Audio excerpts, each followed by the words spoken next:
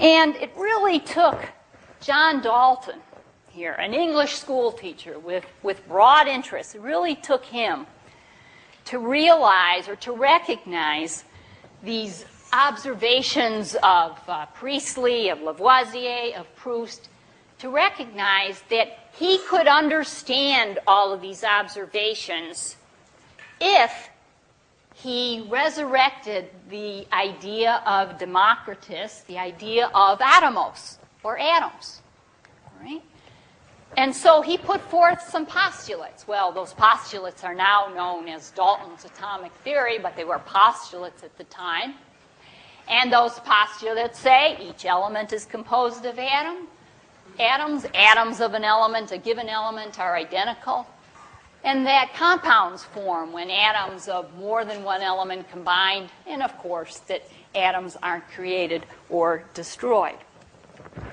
And then just an aside, Dalton, with his very broad range of interests, he was also really the first person to document color blindness in humans. So color blindness is also called Daltonism.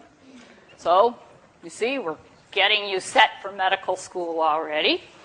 Okay. And, but I want you to recognize here that Dalton didn't actually do any of these experiments himself. I think he could have, but he didn't. And instead, he just said that if Lavoisier was right and Proust's observations were right, well, then I can understand those observations in terms of this framework of postulates. And I point this out because this is a powerful method in science, a powerful way in which science works, in that there are often some observations seemingly disparate, and then somebody comes along and recognizes a unifying factor. In this case, the presence of atoms or discrete particles. Now, of course, Dalton's atomic theory here wasn't immediately accepted, and rightfully so. It needed further substantiation. And that further substantiation came in the form of work by this gentleman, Joseph Gay-Lussac, The Law of Combining Volumes.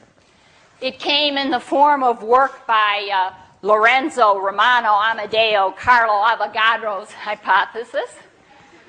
And here I want you to realize that you, even though you didn't know it, you indeed can read Italian. It says equal volumes of gases under the same conditions of temperature yield the same number of molecules or atoms. So there you go. That's from a Italian stamp. You can read Italian. Okay. And that further substantiation came from the work of this gentleman, Ludwig Boltzmann, gas kinetic theory, who recognized, the pressure of a gas. Hey, that must be due to individual particles that are moving and that are ramming into the walls of some vessel. And that must be what gives rise to pressure. And then finally, it took a statesman. It took Cannizzaro. And what Cannizzaro did is that he got the scientific establishment at that time. And the scientific establishment at that time, for sure, was a small group of pale males. But he got them to listen to Dalton's atomic theory and to the supporting data from Avogadro and company, and ultimately got them to say, yes, there's something to it here. And so by the late 1800s, the idea of atoms was pretty strongly ingrained in the scientific community. Now, of course, nowadays, we can actually see individual atoms or molecules.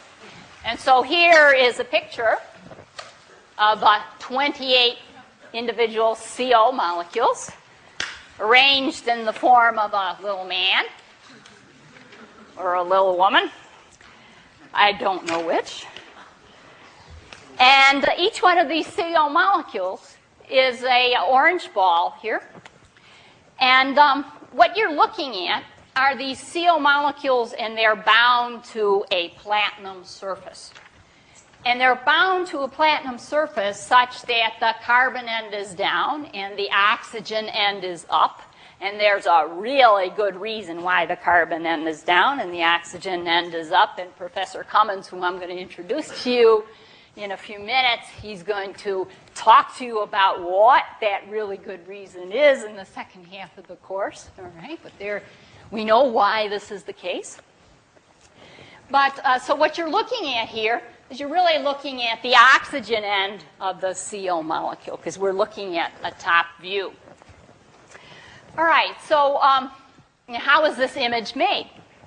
Well, this image was made by a technique called scanning tunneling microscopy that was invented before you were born, I'm sorry to say. It's sorry for myself to say. It was worked on by Ruska and then perfected by Binnig and Rohr, and they earned themselves a Nobel Prize for this work. And the way this technique works is the following. What you're going to do is you take a tungsten wire, a thin tungsten wire. It might be 0.01 inches in diameter. And you etch it down to a fine tip. So you stick it in some potassium hydroxide, do a little electrochemistry, etch it down to as fine a tip as you can make it. All right? And then you attach that tungsten wire to something called a piezoelectric crystal. All right? And a piezoelectric material is one in which if you put a voltage across it, you can make it expand a little bit, 10, 20 angstroms or so. And if you can make it expand a little bit like that, well then, hey, you've got control on an angstrom type level. All right? So you attach it to some piezoelectric crystal here that allows you to move that tungsten tip by a very, very small amount. All right, so you bring that tungsten tip close to this top of the CO molecule sitting on this platinum surface, and say you bring it to within, 5 angstroms or so from the oxygen end. Now, on this tungsten, the tungsten has electrons, and since this is a bulk metal, some of those electrons aren't firmly attached to a particular nuclei. There's a sea of electrons.